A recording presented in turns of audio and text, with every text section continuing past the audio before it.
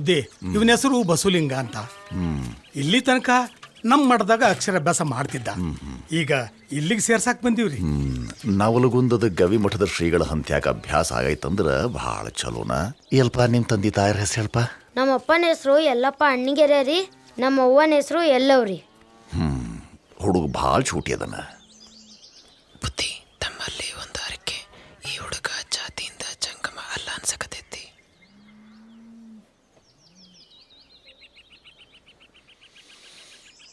ಜಾತಿ ಹೀನನ ಮನೆಯ ಜ್ಯೋತಿತಾ ಹೀನೋ ಎಂತಂದಾರ ಹಿರಿಯರು. ಶಿವಯೋಗ ಮಂದಿರ ಎಲ್ಲಾರ್ಗೂ ಮುಕ್ತೈತಿ. ಬಯಲಿಗೆ ಯಾವ್ದಪ್ಪ ಬಂಧನ? ಬಯಲ ಅಲೆ ಐತಿ.